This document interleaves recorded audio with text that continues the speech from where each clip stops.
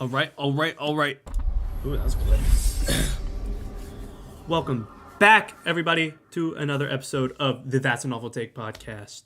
I'm your host with the most, Price Manser, here to make the most out of your day. Hope everyone is having a good day so far and a good week. It's been a bit of a struggle, a little bit, but we get through those. Spring break starts next week. Might have an episode next week. We'll see. Chances are looking pretty low, but it might happen. There's a lot of intricates I need to figure out myself, but be on the lookout. I'll post a message on the channel letting you guys know for sure. Anyways, I hope everyone's having a wonderful week. NFL free agency started on Monday, and man, has it been exciting. So many crazy moves, good moves, bad moves. It's been really fun to watch. Maybe not the biggest names in this year's free agency at all, but it's still really good to see. People getting re-signed, people getting traded. There's been a lot going on, and I can't complain there. I really like when stuff is going on, especially in football. But anyways, yeah. So we're gonna do it on a team basis. So we got all 32 teams. I got some notes on them all. Who they signed. We got it pulled up. It's going to be a great episode. I cannot wait to talk about it with you guys. So I guess without further ado, we can go ahead and get into it. First team we're starting out with. Switch it over real quick. First team we're starting out with is the Buffalo Bills. So the Bills extended Josh Allen. I think that was the biggest priority for them, is just extending Josh Allen. They got him on a 6-year, $330 million deal. So great deal for Josh Allen. Josh Allen needed to be paid, especially with all the big QB contracts that have been floating around the past 2 seasons. It makes perfect sense. They get out and, re-sign their guy. Future, it's locked up. Like, he was going to stay. But anyways, great move there. Next big move I kind of want to talk about for them, other than, re-signing some minor guys like Ty Johnson or Reggie Gilliam, is you sign Khalil Shakir to a 4-year extension. That's a great move there. I love Khalil Shakir a lot. He's a great slot wide receiver. He's just kind of a mini Amon-Ra, but he gets the job done so well, and he does such a great job at playing the slot role. But they also bring in Josh Palmer on a 3-year, $36 million contract. I really like this move. Palmer's a guy who's kind of been a depth guy for the Los Angeles Chargers for a long time. He was there when Keenan Allen and Mike Williams were there. He was there last season. Didn't see the field that much, but is a great wide receiver 3 option and a great deep threat. And I wouldn't be surprised if he kind of played like that Gabe Davis role or the Mac Hollins role that we've been seeing the past couple seasons with the Bills. So I really like that move. Isn't a bad receiver by any means, and it's definitely an upgrade, right? You're going from, pretty much Curtis Samuel, Mac Hollins, Khalil Shakir, and Keon Coleman, and now you bring in Josh Palmer, which is going to be an improvement for sure. And on the defensive side of the ball, they have upgraded so great. So the 3 or 4 big moves here, you see it. They signed Joey Bosa on a 1-year, $12.6 million deal. It's a great move. We really like that move here. Joey Bosa has kind of had a couple down seasons, but I think still he's very serviceable edge rusher, and it's a position of need for the Bills, especially that whole defensive line. Wasn't great, wasn't bad by any means, but it was just kind of mid, really and truly. So they bring in Joey Bosa. They bring in Michael Hocht. I don't know how to say his name. Hocht, whatever. But 3-year contract, $24 million is a great deal. He played for the Rams before and was a great, solid rotational piece for the Rams. So I really like that signing, and he's going to do the same thing for Buffalo, because they also re-signed Gregory Rousseau to a 4-year, $80 million extension. And Rousseau has been one of the most underrated pass rushers of the past 4 years or so. You look at it at the pressure rates and whatnot, but you see guys like, just pressure rates really see you who is an underrated edge rusher, and Gregory Rousseau is one of those guys that has a really high pressure rate but doesn't produce a lot of sacks. But the pressure rate enough is, makes him a very underrated defensive or edge prospect. So we love the re-signing of Gregory Rousseau. And then you also bring in Larry Ogunjobi on a 1-year, $8.3 million deal. So I like the pickup for Ogunjobi, very experienced veteran guy. And now your front four is really looking like Bosa, Ed Oliver, Ogunjobi, and Gregory Rousseau, which is not a very bad front four by any means, and is definitely top half of the league. So I really like the improvement there for the Buffalo Bills for sure. Other than that, a couple of minor signings, nothing too crazy, but the Bills did an overall pretty good job at bringing in whoever they wanted. If you guys have any questions about any teams or any signings respective to this team, just let me know. Drop a message in chat, say what's up. You know the vibes. Next up, we got the Miami Dolphins, and they didn't really do that much. You bring in Zach Wilson on a 1-year deal to be your backup quarterback for Tua. The biggest move, I'd say, is probably Nick Westbrook-Akine, which 2-year, $6.5 million deal is actually a great deal for both Miami and I think Westbrook-Akine as well.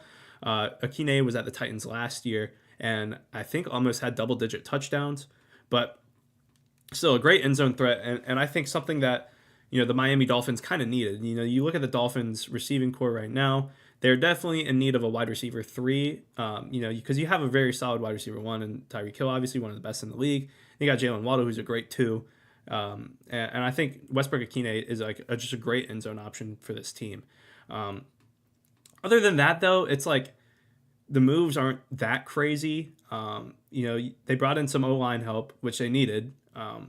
James Daniels and Jackson Carman, which James Daniels, one of the best run blockers in this year's free agency. So good on them. I think he had a 92 grade run blocking grade. So very good for the run game. But it's kind of interesting to see James Daniels' pass block grade was very bad. So it's going to, I don't know if they're going to run it more. They also signed Madison. I don't know if that's on here yet. I don't think it is. But they signed Alexander Madison today. I think to replace that Raheem Mostert role. But for Miami, to me, you're really not addressing much with this free agency. You bring in Melifonwu, who's a great depth corner. And then you bring in Ashton Davis, which, who knows who Ashton Davis is, right? But anyways, it's you lose Javon Holland, which, is kind of the biggest thing for that team is losing Holland. So in my opinion, it just means they're kind of just going to depend in the draft on drafting a corner or a safety at, I think they're pick 12 or 13. So I think that's what they're going for here, especially bringing in James Daniels on a 3-year deal. I could see them going DB there to replace Javon Holland. So Miami, not a great free agency. They lost big on some guys, but really not the worst. Next up is the Patriots. So the Patriots, this is the first team that we're going to see that I actually love their free agency. I think they did a great job. So you bring in Josh Dobbs to backup, which, Josh Dobbs is a great backup to have, 2-year deal as well. You bring in Mac Hollins on a 2-year deal. I really like Mac Hollins as a receiver. Back when he was in Atlanta 2 years ago, I really liked him. I liked him when he was at Buffalo, and he's a guy who's going to stretch the field deep. And, he's used to playing in the cold weather. So it's a really good pickup for New England. Another great weapon for Drake May to have. Because you look at the weapons that Drake May has right now, it's Demario Douglas, and that's about it, really and truly. Hunter Henry, Austin Hooper maybe. But where the Patriots really excelled was defensively. We'll get into that real quick, but Morgan Moses, obviously very experienced tackle, 3-year $24 million deal that can go up to 28.5. So another good pickup for the New England Patriots. I mean, everything needs help in New England except for the quarterback and running back positions pretty much. So anything helps really. And what I think they did such a great job was defensively. You bring in Harold Landry, very underrated edge rusher. Titans cut him, and then Landry signs a 3-year, $43.5 million deal with the New England Patriots, which is great for the New England Patriots. They get a certified edge rusher, and I really like that. And then they go out and pair it with Milton Williams on a 4-year, $104 million deal. So, the Patriots dropping a lot of money here, which is something that needed to happen, in my opinion. And it's kind of weird to think about, Gerard Mayo was hired and they didn't spend a lot of money. Last season, they fired Gerard Mayo, and then they bring in someone familiar like Vrabel, and now they're spending money. It just seems to me that someone didn't trust someone, down the path. So that's kind of how I feel about that. But Harold Landry and Milton Williams are going to be a great duo on the defensive line, especially on a defensive line that needed help, like the New England Patriots. I really like these moves as well. Then you bring in Robert Spillane and Carlton Davis. So Carlton Davis is a great cornerback too, I think. Especially, you have Christian Gonzalez to be your main guy, and then having Carlton Davis aside from him is a great idea. I love that pickup. And then Robert Spillane, kind of an underrated linebacker, is poised for a breakout in my opinion. So I think that Spillane is a great pickup as well. So overall, especially defensively, the Patriots have had a great offseason. Next, we got the New York Jets. So the Jets, their biggest signing so far has been Justin Fields on a 2-year, $40 million deal, which is kind of insane if you think about it. Justin Fields last season was, started 10 games or 8 games for, or maybe it's even 6, I don't remember, but started a very limited amount of games for the Pittsburgh Steelers and looked pretty decent in those games. Didn't fill up the stat sheet like crazy, but, they won football games. So, it's interesting to see that he gets this kind of not really massive, but massive deal for what it is, in my opinion. Maybe it's an overpay, but I think that it's going to work, in my opinion. I really like this move. So Justin Fields, the big name, 2-year, $40 million. It's great for Fields. He gets his bread. But, I like this move a lot because, the Jets have really had high expectations since they brought in Aaron Rodgers and Devontae Adams. And, they're poised to make this big run for the past 2 years. Never happened. So, the Jets say to hell with it. They get rid of Rodgers. They get rid of Adams, and, that's kind of where they're left at now. So it's like, what's going to happen? I honestly think that they're a team with no expectations right now. Because I'm not expecting this team to make the playoffs. And I'm not expecting them to be really bad and tank. So I think this is great for a guy like Justin Fields, who has struggled in the past. And, the Bears thing was kind of unfortunate. Didn't really work out. And then you go to the Steelers and you get benched halfway through the season, even though your team is 6-2 or something. So this is great for Fields. No expectations, no pressure. You can just go out and ball. And then he has his number one college receiver there too, in Garrett Wilson. So I think that is a great move. They get some O-line help. They needed a little bit of help in the trenches, but I think there's, it's nothing too crazy, not a crazy big move. Obviously, I think there's more there to be desired. And they can use a draft to address that, of course, with the amount of guard and tackle prospects there are that have been shining in the combine and pro days and whatnot. But they bring in Brandon Stevens, who's a very underrated corner, in my opinion. 3-year, $36 million deal. Great deal for Brandon Stevens. He played for the Ravens. Was kind of a nickel corner for them, and honestly played great. I really like Brandon Stevens a lot, and I think he has a lot of potential, especially in this Jets defense without no DJ Reed anymore. So do you try him out at across from Sauce Gardner, or do you line him up in the nickel again? We're gonna have to see. But other than that, the moves aren't really that impressive. But I do want to keep a lookout on a guy like Brandon Stevens or Justin Fields. And obviously, losing DJ Reed is a big deal. So that was the AFC North or East? AFC East, sorry. Let's go to the North. So the Ravens keeping it nice and simple for me. So the Ravens, they bring in D-Hop, and that's pretty much about it. You get Ronnie Stanley, on a 3-year extension. Patrick Ricard comes back. But D-Hop is kind of the only one that really matters here. I really like the D-Hop deal. So, D-Hop is definitely not D-Hop of, 3 or 4 years ago. It's not the same D-Hop at all. He's gotten old a little bit. Hate to say it, but he's gotten old.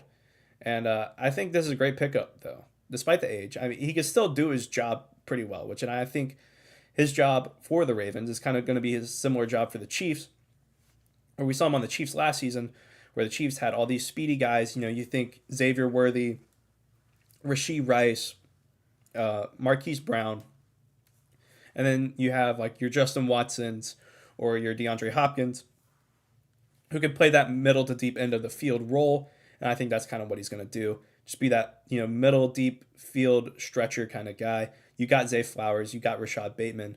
And I think Bateman plays the middle of the field great, but, the size is lacking. It's not DeAndre Hopkins' size, right? So I think that DeAndre Hopkins is a great move here. And for your only having one signing, not the worst. But you're losing a couple guys, but just stuff they can address in the draft for sure.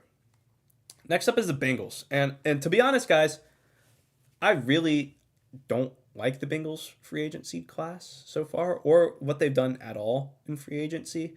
It just leaves a lot to be desired. Like you bring back Samaje Perine for 2 years, but you look at the role Samaje Perine plays, and it's going to be very similar to Chase Brown. Chase Brown, we saw him last season, kind of a little mini breakout season for Chase Brown. Was he gets involved insane amount in the receiving game, running screen passes, just running out in the flat, catching it out of the flat, catching it out of the backfield. That's really what I think Chase Brown is really good at, and he's a really good runner as well. But I think he could be like a certified one, and maybe Samaje Perine is just a depth piece, a veteran, a guy who knows the system. But it's just I don't see him seeing the field that often. T. Higgins obviously got the franchise tag for the second straight year. So, for me, it doesn't make sense if you're the Bengals, you're franchise tagging this guy and paying him $20+ million a year, but not re-signing him to a long-term deal. Doesn't make any sense to me. It hurts the team more than it helps. It hurts the team financially in the front office. It hurts the team in the locker room because T. Higgins doesn't know if he wants to play for the Bengals or not. He requested a trade last year. Like, who's to say he won't do it again? So, I don't like what they're doing with T. Higgins. I like the Gesicki 3-year deal. Gesicki had a very underrated season last year. He's pretty good with the Dolphins in the past. Then came to the Bengals and honestly was a very good tight end for them. Very good receiving tight end. And I think he finished like third on the team in receiving yards for the Bengals. So I really like the Gesicki re-sign there. I like bringing back Tanner Hudson, Cody Ford, and Joseph Asai. But other than that, it's like you still have so many question marks, especially defensively. Sam Hubbard retired, and now Trey Hendrickson requested a trade. Like, there's a lot going on that hasn't been answered yet, and they're not answering it with free agency. So are they waiting till the draft to draft another edge rusher to replace Hendrickson? Are they going to trade Hendrickson? Are they going to keep Hendrickson? Are they going to re-sign him to another deal? Who knows? And the Bengals are a cheaper franchise, and they haven't re-signed a lot of their players in the past. We're seeing it now with T. Higgins. I guarantee you we're going to see it with Trey Hendrickson. And there's definitely going to be some drama if one of them, especially if Hendrickson gets offered a contract before T. Higgins. Like, especially for the money. But I don't really like the Bengals free agency. I don't think this really moves them anywhere. This doesn't make them better or worse. Low-key, it honestly makes them worse, to be honest. But the Browns. So there's the whole Myles Garrett trade situation. He was on the block. He was asked to get out, but then out of nowhere, Garrett signs a 4-year extension, makes him the highest paid non-quarterback in the NFL at the time of the deal being made, because I think it's been beat by now. I think it got beat by Crosby. I don't remember, or is the opposite. But anyways, Myles Garrett signs a new deal, 4-year extension, $123 million, 40 a year pretty much. So great deal for Myles Garrett, and I do agree with the Browns. I don't know where they have the money to make this signing, but I think it's a great signing. I mean, Myles Garrett is a generational talent on the edge. So, I mean, bringing him back should have been, they couldn't have pulled a Mavs Luka situation, right? I think Myles Garrett, he deserved the contract, and I'm glad that the Browns found the money to pay him. I think that's great. They also bring in Joe Tryon Shoyinka, he's a great guy. Great edge for the Tampa Bay Bucks last season. Kind of underrated, under the radar kind of guy. But I think especially in this Cleveland Browns defense, he's going to fare off a lot better, especially being the guy opposite of Myles Garrett. And then they also bring in Malik Collins, who is a good defensive lineman, very solid. Dalvin Tomlinson's off the team. He's also a free agent. And then I think Malik Collins is a great replacement. So I think that front four, honestly, is looking very good. I think that they can make some noise with that, honestly. Obviously Myles Garrett's going to be Myles Garrett, but, you're one breakout from Joe Tryon-Shoyinka away from, really pushing you over the edge there. And then, of course, Devin Bush, but, Devin Bush is a guy who's been around the block. Justin Fields signing is low key mid. Wow, Madeline, that's crazy. That's crazy. Minshew to the Chiefs. Yeah, I saw that before the show. We're gonna talk about it. I like it though. I like it. Pittsburgh Steelers. Okay, it's rant time a little bit, guys. Talking about off seasons I don't like. It's the Steelers. What are you doing? Am I like you got to pick a direction? I think if you're a team and you're on the fence like the Pittsburgh Steelers have been for the past forever, it seems like it's a 10-7 season after 10-7 season, which isn't the worst thing in the world. Trust me, as a Falcons fan, I'd take 10-7 every day. But what are we doing here? So first, you start off the offseason by bringing in DK Metcalf and then signing him to a 4-year mega extension, mega nuke mafia max super lock. And I get it. And I'm not the biggest DK lover. I think DK is a great receiver, but he's not top 15 in my opinion. There's much better guys available. Maybe not available, but there's much better guys. And it's like him and Pickens really play the same role in my opinion. They're both guys who stretch it deep, and maybe DK's more physical for sure, but they're both deep threat artists. That's what they do. So I don't necessarily agree with the trade. It's definitely better than who you had before. Better than Van Jefferson. Better than Calvin Austin. Better than Ben Skoranek, whoever they had. But really doesn't move the needle anywhere in a direction for me.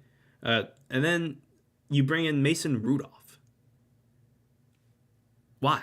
Like, I guess to play backup quarterback. But right now, you don't have a starter. And I wouldn't draft a quarterback this year. But the potential-wise, the quarterback class sucks.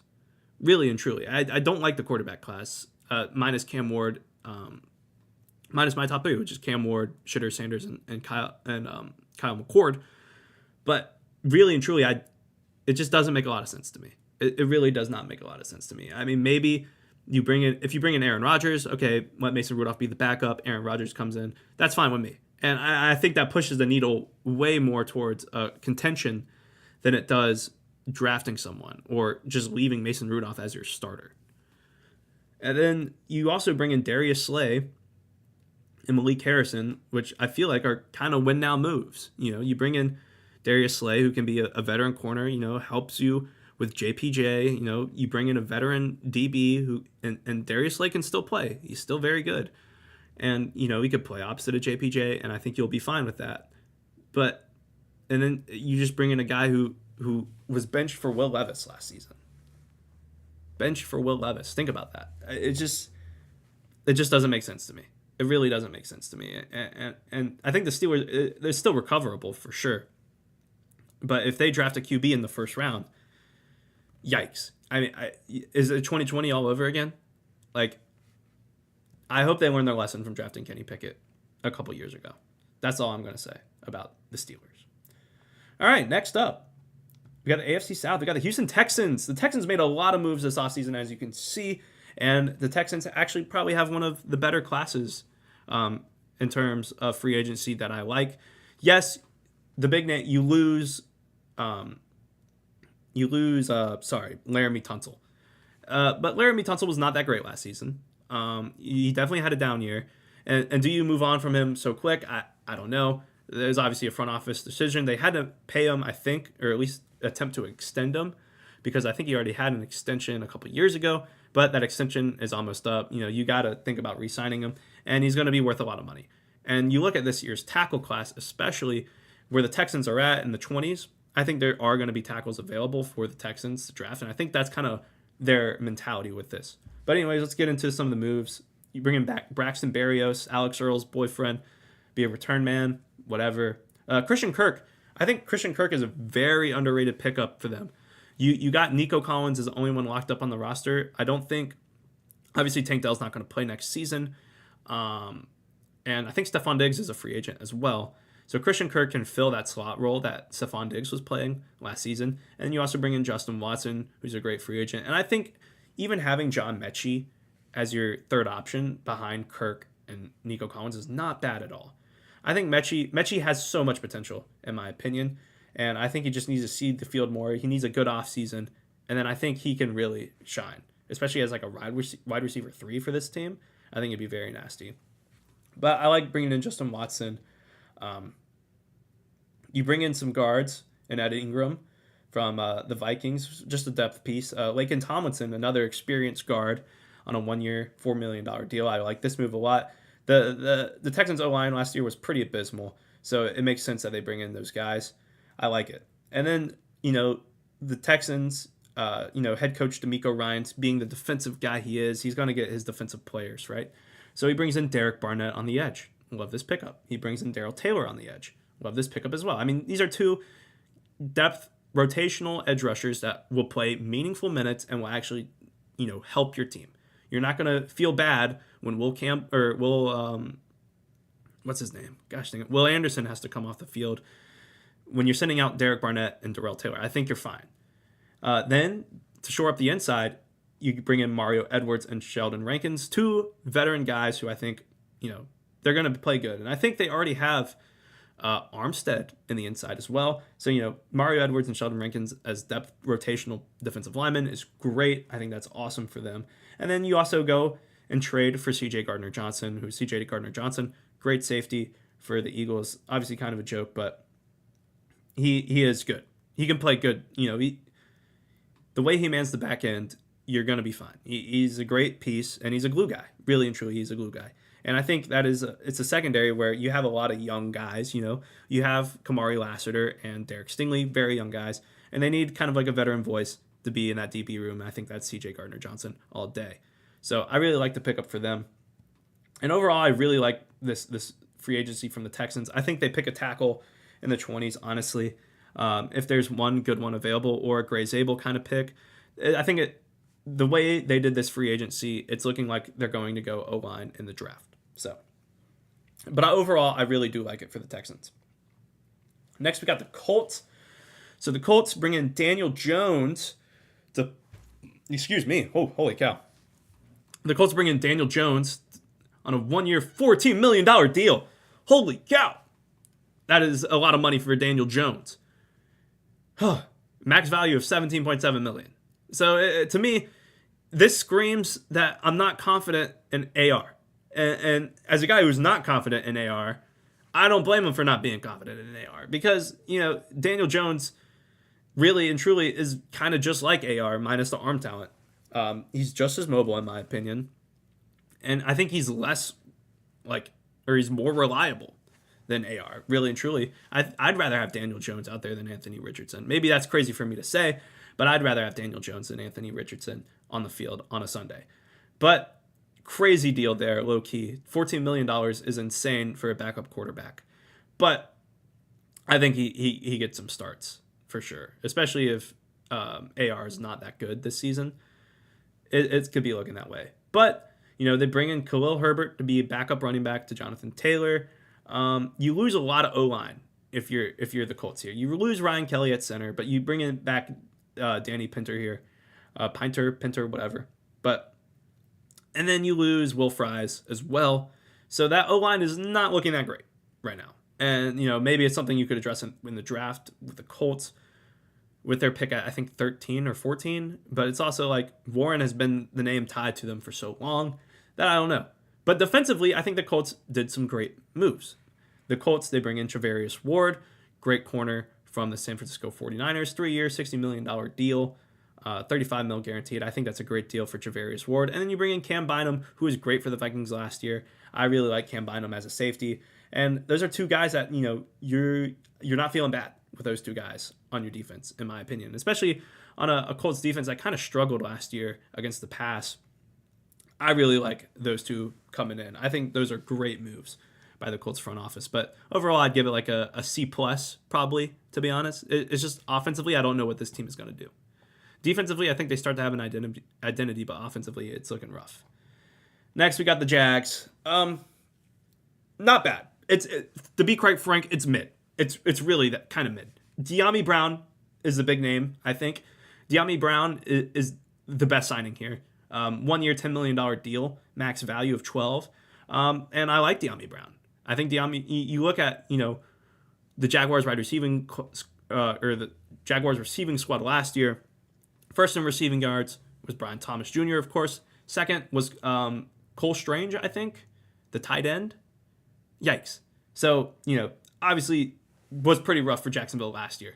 But you bring in Dyami Brown, who is a certified wide receiver 2, in my opinion. He can play the position. He's one of the best wide receiver 2s in the league. So I think that's a great pairing between Brian Thomas Jr. and Dyami Brown. And then you kind of shore up on that tight end position. Obviously, they lose Evan Ingram, and we'll get into that a little bit later. But they bring in Hunter Long and Johnny Munt. And Johnny Munt and Hunter Long are very serviceable guys. They can play the position well. And I think in this draft as well, there are some guys you can pick up that, even if you don't want to rock with Long or Munt, that, there are guys later in the draft that they could draft that are tight ends that will be good. You bring in Patrick McCarry to be veteran guard, and then you bring in Jordan Lewis at corner to play nickel, and I like that move a lot. Same with Eric Murray. The DBs in Jacksonville have not been good this season, or last season, sorry. Their front seven is honestly pretty good between, Josh Hines-Allen, you got Trayvon Walker, and then you got Foyesade Olukon. Like, I think those are great guys to have in the middle of your defense. It's just the outside needs some work. The Jaguars were one of the worst teams against the pass last season, so I like that they're at least trying to make a move. We'll see what they can do in the draft, really. Ingram hurts, but, picking up a Harold Fannin or Gunnar Helm in the second round is not a bad idea. Obviously, defensive tackle is something you need, maybe a Mason Graham. I mean, you have, I think, the 5th pick, the Jaguars do. So I think there's a lot of, places they can go with that pick. And even trading back wouldn't be the worst idea for the Jags, especially with, the guys who are projected to go later on. I think that trading back isn't the worst idea for the Jacksonville Jaguars, especially to see what you could get. So I like the Jags. It's pretty good. Pretty good. Next is the Titans. And yikes. The Titans looking pretty bad. I'm not going to lie. Lost a lot. You lose a lot. And, they needed to. It needed to happen. And makes me think they're going to tank again, which, leads me to believe that they're not going to draft a quarterback with the first overall pick. I don't know. I think they kind of still have to go Cam Ward. Brandon Allen's the only QB on the roster other than Will Levis. And Will Levis isn't the answer.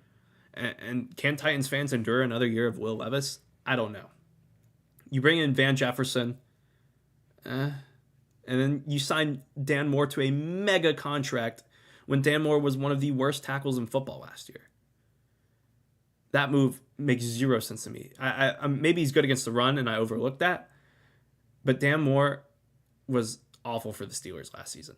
Like, 4-year, $82 million? Are you kidding me? That's insane. You bring in Zeitler. I like the Zeitler pickup. Zeitler's a great veteran guard. Like, I like that. But you also cut Harold Landry. And, the other signings don't make up for that. So, like, low-key, the Titans get like a F from me. F. But, yeah, rough. It's really looking rough for the Titans. Next is Broncos. And the Broncos are also a team that I think did pretty good. I really like what the Broncos did. I love the Evan Ingram pickup. Let's start there. 2-year, $23 million deal for Evan Ingram.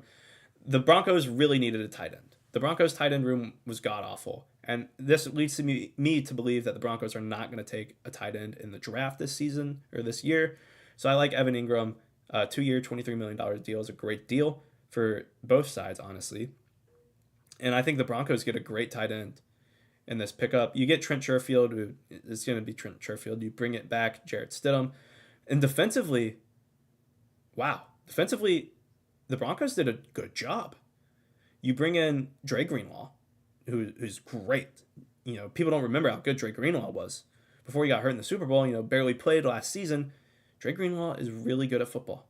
I really like Dre Greenlaw here. It's a great pickup. He's a top 10 linebacker when he's healthy. So I really like Dre Greenlaw here. And then you bring in Talanoa Hufanga, also from the 49ers, a 3-year, $45 million deal. And you look at the Broncos defense, you lose Justin Simmons. And I think that was pretty evident last season. Obviously, Patrick Surtain in the second had a great season, won DPOY, all that good stuff. But he needs some help. Riley Moss was pretty decent. I forget who their other corner was. Also pretty decent, but they needed help over the top. And Hufanga definitely solves that problem. So I really like those two pickups especially. And I think, just the three of Evan Ingram, Dre Greenlaw, and Hafunga, three great pickups. I mean, if you could sign three people, those would be, three great names. If I saw that my team signed those three people, I'd like if the Falcons signed Evan Ingram, Hafunga, and Dre Greenlaw, I'd do some crazy things. Really and truly. I'm gonna take a sip of water here, take a peek at chat. Anyone has any questions?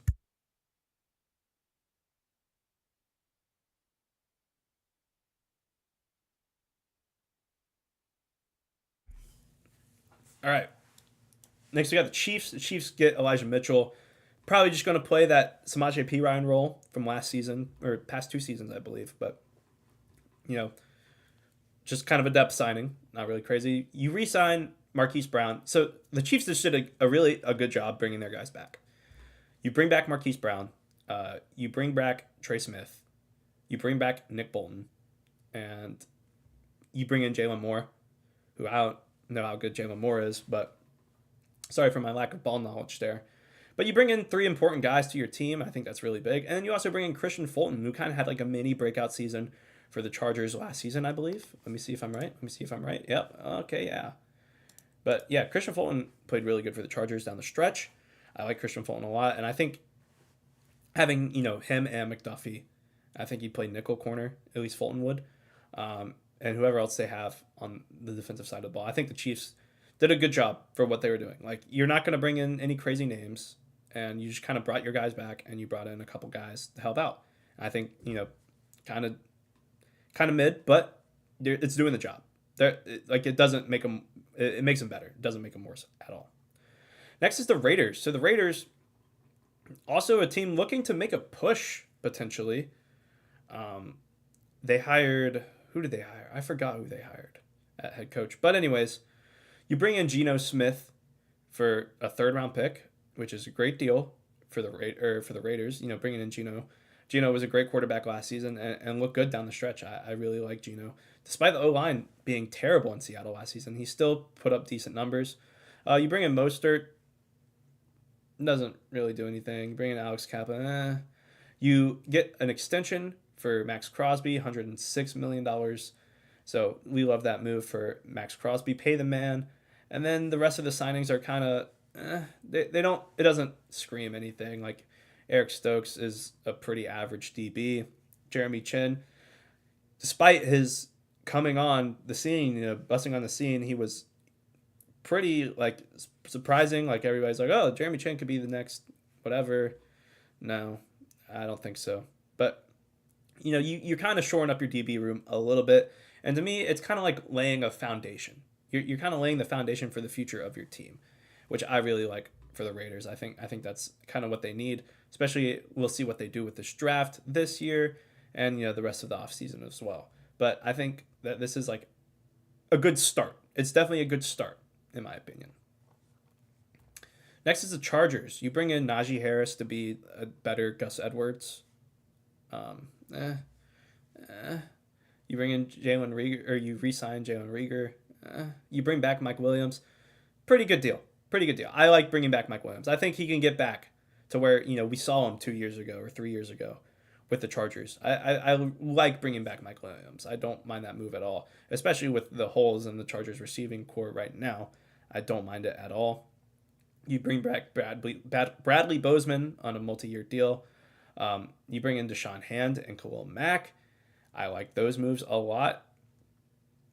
And you bring in Dante Jackson, who was kind of really bad for the Panthers last season. It's just, some of these moves aren't that great. But, I like bringing back Khalil Mack because Khalil Mack was great last season. I like bringing back Bozeman. I like bringing in Mike Williams. And that's about it. It's like a C-, really and truly. I don't like the corners they brought in. I think all three of the corners they got in are burnt toast, really and truly. They're not, just not that good. Especially when you're losing Christian Fulton. Maybe they address it in the draft with their pick. They definitely could. I think they're picking 22nd. So I think there's definitely some room to improve with the draft. If they draft well, I think this could be a W free agency for them. But right now it's looking pretty rough. All right, next we're in the NFC. We're finally in the NFC. I need to hurry it up a little bit. Cowboys bring in Javonte Williams on a 1-year, $3 million deal. I like this a lot for the Cowboys. Really and truly. I'm repping right now. But I like this a lot for the Cowboys. Rico Dowdle was not the answer. He never was. Let's be real. And neither was bringing back Zeke. Javonte Williams is still very young. And in his first season, he did not look bad at all. He looked very good. Obviously, he had the ACL tear in year 2. Kind of set him back. Was kind of a rotational guy for the Broncos this season. But this, he has a chance to be the number 1 and be the every down kind of guy for the Dallas Cowboys, because I doubt the Cowboys will make any other crazy moves unless they draft Amarion Hampton at 12, because I don't think Gene T's going to be there. But I like that move a lot, especially you're only spending $3 million, and I think Javonte Williams still has a lot of potential. I'm a Javonte Williams believer, believe me. But other than that, you bring in Robert Jones to kind of be your Zach Martin mini bridge replacement. You bring in Peyton Turner. Peyton Turner's awful. Solomon Thomas is awful. Kenneth Murray is okay. Kier Elam, I haven't seen enough of, truly. And the fact that I haven't seen enough of on a pretty depleted Bills secondary is not ideal for me. Other than that, it's like I think you want Elam to play nickel to replace Jordan Lewis. But other than that, you bring back Turpin. I really like Devontae Turpin. I think he deserved a deal like that. So other than that, I don't really like this offseason for the Cowboys other than Javonte Williams. Like, that's about it. That's the only signing I like for the Cowboys. Next is the New York Football Giants. I kind of really liked what the Giants did here defensively. I like bringing back Slayton. Slayton's a good receiver. But, obviously, offensively, this isn't like a crazy haul. But defensively, they did really good. Defensively, you get Paulson Adobo, who was one of the stickiest man corners last season. But he was one of the better man corners last season for the Saints, and I think that's a great deal for him. 3 years, 54. We love that. I think Adobo has a lot of potential. I think he'll play great. And then you bring in Javon Holland as well, who on a 3-year, $45 million deal, which is even cheaper than Adobo, and Javon Holland's going to be great. He's going to be really good. And then you already think about, what that secondary has. You have, I think, Deion Burks is his name. He kind of got burnt last season, but I think there's definitely a foundation defensively for the New York Giants. And I think adding Adobo and Holland really moves you forward, especially if you look at that defensive line. You have Brian Burns, you have Dexter Lawrence, you have Kayvon Thibodeau. The defense for New York is not looking bad. You have Brian Okereke. Like, the defense for the Giants is looking pretty stout. Offensively, there's still, a lot that needs to be figured out. We'll see what happens if, Shedeur Sanders gets drafted to the Giants. It's honestly not looking bad. It's honestly looking very good right now for the Giants, I think. I think Giants fans have something to be excited for, especially depending on how this draft goes. I like what we're building here down in East Rutherford. Anyways, the Eagles really didn't do much, but they brought Saquon Barkley, got this extension, 2 years, $41 million, which is insane for a running back. But Saquon's one of the best in the league, if not the best in the league. So I don't think that's that ridiculous. You bring in A.J. Dillon to be a backup. Kenyon Green you get in a trade, and I like it. Honestly, for the depth you're getting, I like Kenyon Green, especially for only a fifth round from next year. I think that Kenyon Green, or you traded CJ for Kenyon Green, sorry. But Kenyon Green, I think, is a guy who can be developed, especially on an Eagles offensive line where, you saw what they did with Mekhi Becton. You saw what they did with Cam Jurgens. Like, I think there's a lot of room for improvement for Kenyon Green there. And then you bring in Josh Uche to replace Josh Sweat, which, whatever. But, the Eagles' defensive line is already stacked, right? You already have, Jalen Carter, Jordan Davis, Nolan Smith. I forget who I'm forgetting, but Brandon Graham, is he still there? I think he is. But anyways, you have those guys. And then, of course, you re-sign Zach Bond, which I think is a great deal. Next, we got the Commanders. Commanders did a lot, and Commanders probably have, right now, my favorite free agency. You bring in Deebo Samuel in a trade. Great pickup. I don't want to hear the washed stuff at all. He's not. He's just straight up not. like you can't say like this is why I hate like NFL TikTok or Twitter or whatever is because you're gonna sit there and say that uh I'm blanking. Brock Purdy is a system quarterback and Debo Samuel's washed. Well, it's like is Debo Samuel not playing good because Brock Purdy's a system quarterback? That's the more likely answer. Like Debo Samuel's not bad. Debo Samuel is a great receiver. And he still is. And he's going to play wide receiver 2 to Terry McLaurin. That is a great pickup. And with Jaden Daniels at quarterback, come on. This is my favorite offseason by any team so far. You re-sign John Bates and Zach Ertz. You bring in Laramie Tunsil, who obviously had a down year last year. But I obviously it's Laramie Tunsil. He's been one of the best tackles in the league the past couple of years. You re-sign Michael Dieter. And then on the defensive side, obviously you do lose Jonathan Allen, which hurts. But I don't even think he really played that much. You bring in Javon Kinlaw to replace him. I like that. You re-sign Bobby Wagner. Like, overall, these are great pickups, really. Kind of maybe not my favorite, but an underrated signing. Like, you bring in Jonathan Jones as a veteran. There's guys in the draft you can get. If they have a good draft, they could have one of the best off seasons this season, in my opinion, if not the best. So I really like the Commanders off season. I think they did a great job. Next is the NFC North. And then the Chicago Bears. Once again, one of my favorite free agency off seasons, whatever, so far. You pick up Jonah Jackson in a trade, who's a guy who is familiar with Ben Johnson. Like, this is a Ben Johnson guy. He was at the Lions before he was at the Rams, so this is a Ben Johnson guy. So I like this move for the Bears.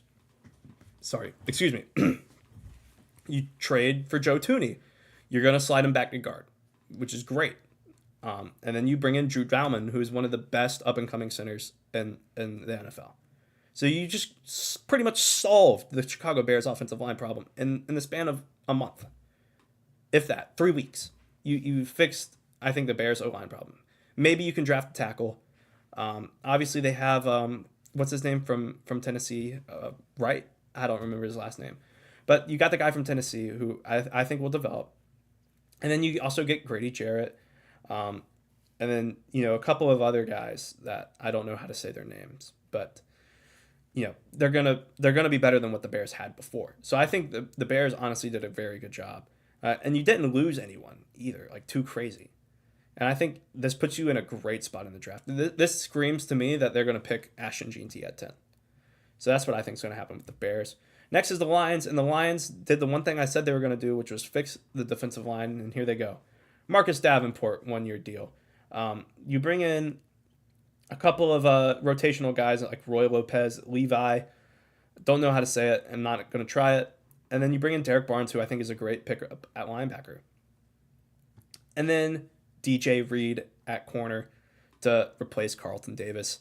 I like that a lot. I like DJ Reed on the Detroit Lions. You got Terrion Arnold. You got DJ Reed, Brian Branch, Kirby Joseph. That's a pretty good defensive back room, in my opinion. I think they're going to do great things.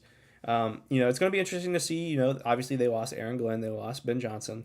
So it's going to be interesting to see, but I think these are great signings for the Lions. I think this is kind of similar to the Chiefs or the Eagles where it's good. Like it keeps you going. Like this isn't bad. This isn't making your team worse. Like you're good. I like that. The Packers are a team that did not do a lot. You get Aaron Banks, who's a pretty good offense or a pretty good guard. Other than that, Nate Hobbs, pretty decent corner. Right? Is that what I have? Yeah. Anyways, Nate Hobbs, sorry, but is a pretty good pickup. That's about it. It's just pretty good. Nothing crazy. You get Nate Hobbs to play across from Jair. Nothing crazy. The Vikings.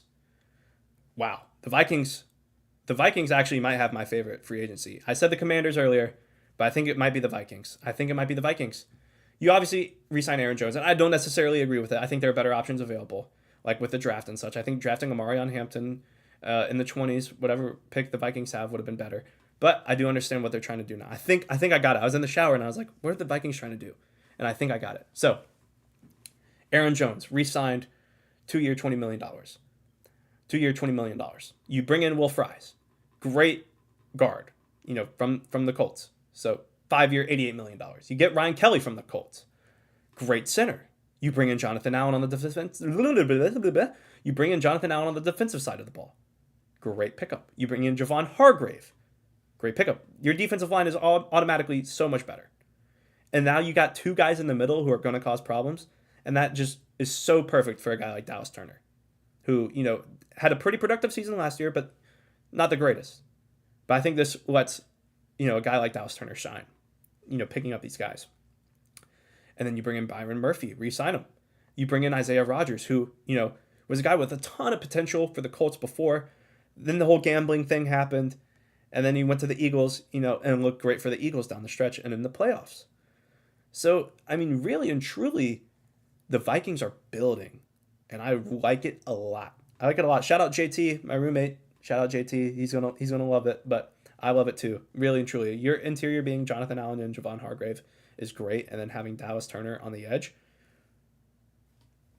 might be nice. Might be really nice. And then I love what they did with the O-line. To me, this screams that, they didn't pick up a quarterback or anything. They didn't trade for one. So it looks like they are fully trusting in what's his name? Gosh, of course I can't remember his name. J.J. McCarthy. They're fully trusting in J.J. McCarthy. They're bringing in the O-line to do it. They're keeping Aaron Jones. They're keeping everyone the same. They're keeping the same personnel from when he's been on the team the past year. So this screams that, J.J. is going to get the job and J.J. is going to hopefully win. I don't even want to talk about this team, to be honest. My Falcons. You got Jake Matthews an extension, and you bring in Leonard Floyd. I guess Leonard Floyd will give you 8 to 10 sacks, which is what we need. We re-signed Mike Hughes. Mike Hughes was pretty good. But, other than that, it's I don't even want to look at this straight up. It's just, I give it an F. Straight up. I give my own team an F. Next is the Panthers. Bring in Rico Dowdle to replace Miles Sanders, who they cut. Re-sign Tommy Tremble. Once again, not a lot of moves that are crazy, but I do really like some of these. So Patrick Jones II, I think this is a great deal. Patrick Jones II, very underrated edge rusher.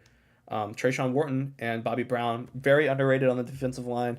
Bobby Brown was at the Rams last season, and Trayshawn Wharton, I think, was at the Chiefs.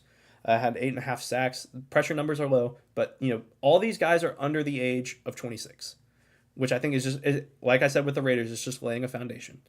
And I think Dave Canales, has he knows what he wants. I think he's going to do that. For the secondary, mid. J.C. Horn, when he plays, he's great.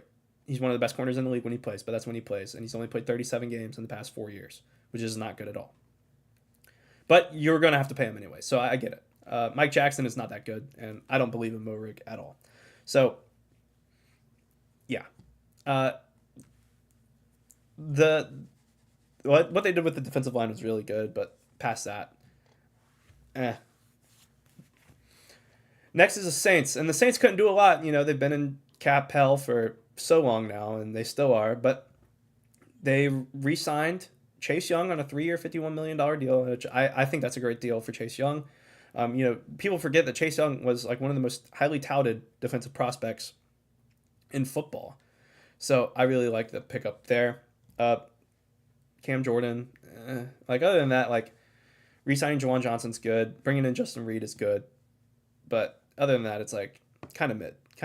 And it's you can't really do anything about it because of their cap situation. But it's just mid. It's a C. It's just mid.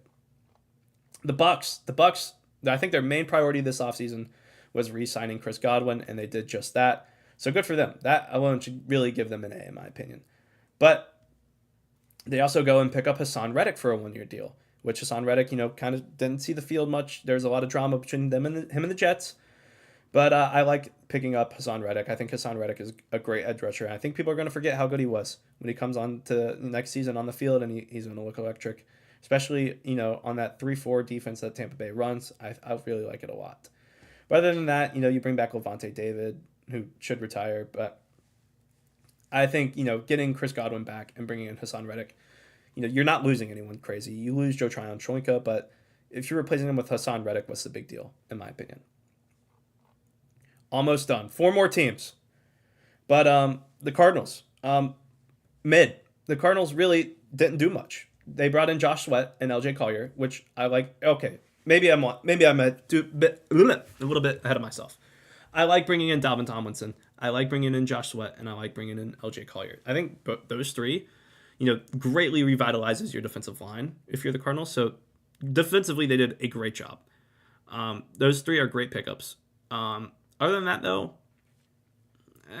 they didn't do much offensively at all. And maybe that's something they address in the draft, which, that's always an option. It's going to be very interesting to see what these teams do in the offseason. I can't wait to grade these teams based on what they do in the offseason and, who they get in the draft and whatnot. But they did a good job defensively, not a great job offensively. So that's the Cardinals. The Rams did such a good job. Obviously, the Rams are such a young team that not a lot of their guys are free agents yet. And, they don't have to sign anyone to a crazy deal just yet. So they got kind of a lot of money to play with, but, they're not a team that needs to make a lot of moves. So, you get a restructured contract for Matt Stafford, which is great. I think it's great that they kept Stafford. And then they bring in Devontae Adams. This is a great deal. 2-year contract, $46 million. Yes, it's a little expensive, but you're paying him $23 million. But I think it's worth it for Devontae Adams. I mean, you look at it, Devontae Adams, he was on pace to have 1,300 yards for the Jets after he got traded.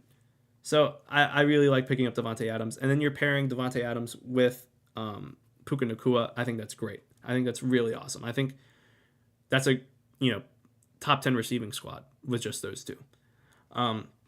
You re-sign Tutu Atwell. Obviously, you lose Cooper Kupp, but it was going to happen regardless. You bring back Poona Ford, which I like, and then you bring in Alaric Jackson, who is a pretty good tackle. So they're getting the job done. Next is the 49ers. The 49ers need to blow it up. Straight up, honest with you guys. Your biggest name is Mac Jones, I think. Mac Jones to play backup quarterback for Brock Purdy. Are you kidding me? And you didn't even get anything for Deebo Samuel. You bring in Demarcus Robinson, which I like. I like Demarcus Robinson a lot, but they're in a bad spot. They lost a lot of guys. I think the window's closed for them. Honestly, Trent Williams is old. Fred Warner's old. You lost Greenlaw. You lost Ward. You lost Hafunga. You lost Debo. You're on the way to losing Ayuk. It's cooked. The 49ers are cooked. Straight up. I just don't agree. Seahawks. Once again, don't agree. What are we doing here? Why are we bringing in Sam Darnold to get sacked and play like garbage? Sam Darnold was one of the worst quarterbacks against pressure last season. Despite all the stats, and he did look great for the Vikings, but the Vikings offensive line did a great job protecting Sam Darnold. And the Seahawks have one of the worst defensive lines in football.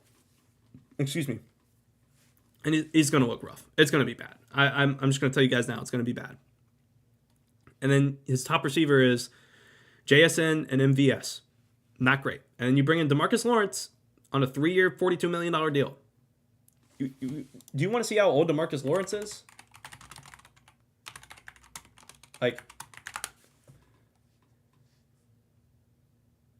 He's 32. He's 32. You just paid a 32-year-old $42 million over 3 years. That's not good. I like Ernest Jones. I like the Ernest Jones re-sign. I think that's great.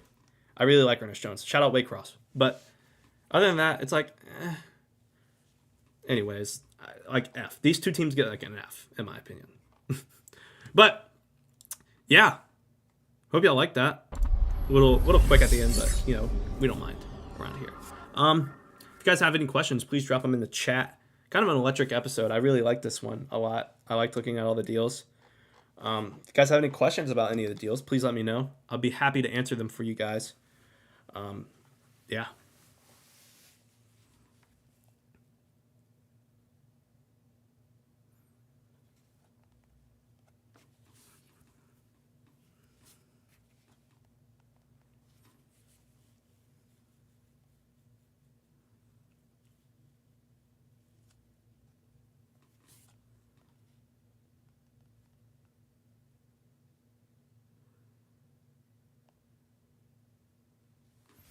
All right. I guess we got no questions. What the heck, guys? Nah, it's fine. Anyways, yeah, I'm gonna sign out here. It's crazy that the podcast ends in its daytime still. That's awesome. But yeah, I'll catch y'all later. Follow the social media if you haven't at TAAT Pod, TAAT Pod on Instagram, TikTok, and whatnot. I'm gonna start posting on there. I promise. Some clips and whatnot, some good stuff. How I feel about some moves. So I hope y'all enjoy. Hope everyone has a great weekend. I'll keep you guys updated on if I have an episode at sea or not, because I will be on a cruise over spring break, which is next week.